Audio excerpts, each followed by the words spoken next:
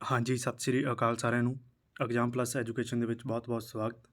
ਦੋਸਤੋ, ਜਿਨ੍ਹਾਂ ਬੱਚਿਆਂ ਨੇ ਕਲਰਕ ਦਾ ਪੇਪਰ ਦਿੱਤਾ ਸੀਗਾ, ਇਹਦੇ ਵਿੱਚ 3-4 ਕੈਟਾਗਰੀਆਂ ਦੇ ਕਲਰਕ ਨੇ, ਠੀਕ ਹੈ। ਜਿਵੇਂ ਅਕਾਊਂਟ ਵਾਲਾ ਹੋ ਗਿਆ, IT ਵਾਲਾ ਹੋ ਗਿਆ, ਅਤੇ ਜਿਵੇਂ ਕਲਰਕ ਕਮ ਡਾਟਾ ਐਂਟਰੀ ਆਪਰੇਟਰ ਦਾ ਜਾਂ ਇਕੱਲੇ ਕਲਰਕ ਦਾ ਪੇਪਰ ਦਿੱਤਾ ਸੀ, ਉਹਨਾਂ ਦੀਆਂ ਲਿਸਟ ਪਾ ਚੁੱਕੇ ਨੇ ਇਹ ਬੋਰਡ ਵਾਲੇ, ਠੀਕ ਹੈ। ਅਤੇ ਤੁਸੀਂ ਲਿਸਟਾਂ ਚੈੱਕ ਕਰ ਲਿਓ। ਆਪਣੇ ਟੈਲੀਗ੍ਰਾਮ ਚੈਨਲ 'ਤੇ ਵੀ ਲਿਸਟਾਂ ਅਪਲੋਡ ਕੀਤੀਆਂ ਗਈਆਂ ਨੇ, ਲਿੰਕ ਡਿਸਕ੍ਰਿਪਸ਼ਨ ਦੇ ਵਿੱਚ ਦਿੱਤਾ ਹੋਇਆ ਹੈ। ਤੁਸੀਂ ਉੱਥੋਂ ਜਾ ਕੇ ਆਪਣਾ ਚੈਨਲ ਜੁਆਇਨ ਕਰ ਸਕਦੇ ਹੋ ਅਤੇ ਉੱਥੋਂ ਲਿਸਟਾਂ ਦੇਖ ਸਕਦੇ ਹੋ। ਅਤੇ ਇਹਦੇ ਵਿੱਚ ਮੈਂ ਜਿਹੜੀ ਆ ਲਿਸਟ ਖੋਲ੍ਹੀ ਹੋਈ ਹੈ, ਇਹ ਖੋਲ੍ਹੀ ਹੋਈ ਹੈ ਕਲਰਕ ਕਮ ਡਾਟਾ ਐਂਟਰੀ ਆਪਰੇਟਰ, ਠੀਕ ਹੈ। ਅਤੇ ਇਹਨਾਂ ਦਾ ਟਾਈਪਿੰਗ ਟੈਸਟ ਹੈ 29/8/2023 ਤੋਂ ਲੈ ਕੇ 4/9/2023 ਤੱਕ, ਠੀਕ ਹੈ ਜੀ। ਜੇ ਆਪਾਂ ਇਹਦੇ ਵਿੱਚ ਗੱਲ ਕਰੀਏ ਜਨਰਲ ਦੀ, ਅਤੇ ਇਹਦੀ ਕਿੰਨੀ ਕੱਟ ਆਫ ਗਈ ਹੈ, ਇਹਦੇ ਵਿੱਚ ਮੈਂ ਤੁਹਾਨੂੰ ਦਿਖਾ ਦਿੰਦਾ ਕੁਛ ਕੁ ਲਿਸਟਾਂ। ਜਿਹੜੀ ਮੈਂ ਇਹ ਲਿਸਟ ਖੋਲ੍ਹੀ ਹੈ, ਇਹਦੇ ਵਿੱਚ ਹੈਗੀ ਆ ਲਿਸਟ, ਆਪਾਂ ਦੇਖੀਏ ਇੱਕ ਮਿੰਟ, ਠੀਕ ਹੈ। ਵੈਸੇ ਮੈਂ ਨੋਟ ਕੀਤੀ ਹੈ ਜਰਨਲ ਦੀ ਜਿਹੜੀ ਕੱਟ ਆਫ ਹੈ 69.75 ਗਈ ਹੈ ਜੀ ਜਰਨਲ ਦੀ, ਠੀਕ ਹੈ। ਇਹ ਤੋਂ ਉੱਪਰ ਵਾਲੇ ਜਿੰਨੇ ਵੀ ਬੱਚਿਆਂ ਦੇ ਮਾਰਕਸ ਨੇ, ਉਹਨਾਂ ਨੂੰ ਟਾਈਪਿੰਗ ਲਈ ਬੁਲਾਇਆ ਗਿਆ।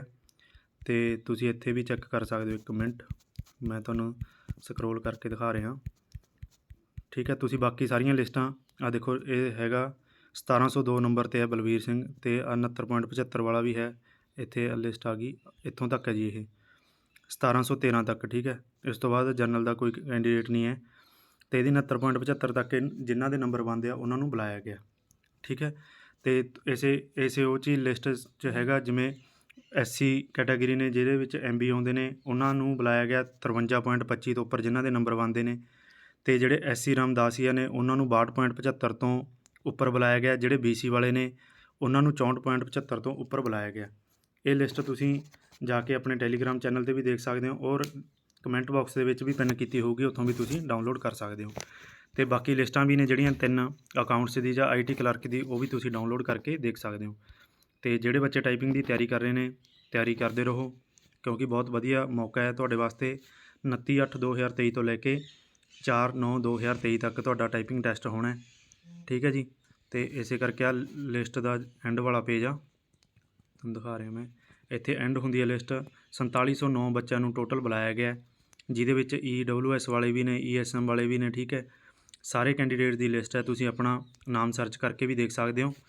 ਜਿਨ੍ਹਾਂ ਦਾ ਟਾਈਪਿੰਗ ਲਈ ਨੰਬਰ ਆ ਚੁੱਕਿਆ ਹੈ ਜਾਂ ਨਾਮ ਆ ਚੁੱਕਿਆ, ਉਹਨਾਂ ਨੂੰ ਬਹੁਤ-ਬਹੁਤ ਵਧਾਈਆਂ ਸਾਰੇ ਕੈਂਡੀਡੇਟਸ ਨੂੰ, ਠੀਕ ਹੈ। ਤੁਸੀਂ ਆਪਣੀ ਤਿਆਰੀ ਲਗਾਤਾਰ ਜਾਰੀ ਰੱਖਣੀ ਹੈ। ਜਦੋਂ ਵੀ ਤੁਹਾਡਾ ਟਾਈਪਿੰਗ ਟੈਸਟ ਆਉਂਦਾ ਹੈ, ਰੋਲ ਨੰਬਰ ਆਉਂਦੇ ਆ, ਉਹ ਤੁਹਾਨੂੰ ਵੀਡੀਓ ਬਣਾ ਕੇ ਦੱਸ ਦਿੱਤਾ ਜਾਊਗਾ। ਤੁਸੀਂ ਚੈਨਲ 'ਤੇ ਜੁੜੇ ਰਹਿਣਾ। ਅਤੇ ਅੱਜ ਦੀ ਵੀਡੀਓ ਦੇ ਵਿੱਚ ਇੰਨਾ ਹੀ। ਤੁਸੀਂ ਆਪਣੀਆਂ ਲਿਸਟਾਂ 'ਤੇ ਆਪਣਾ ਨਾਮ ਚੈੱਕ ਕਰ ਸਕਦੇ ਹੋ।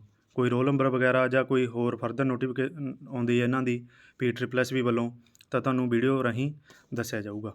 ਅੱਜ ਦੀ ਵੀਡੀਓ ਦੇ ਵਿੱਚ ਇੰਨਾ ਹੀ। ਧੰਨਵਾਦ। ਵੀਡੀਓ ਨੂੰ ਲਾਈਕ ਕਰਨਾ, ਸ਼ੇਅਰ ਕਰਨਾ, ਔਰ ਚੈਨਲ ਨੂੰ ਸਬਸਕ੍ਰਾਈਬ ਕਰ ਲੈਣਾ। ਧੰਨਵਾਦ ਜੀ।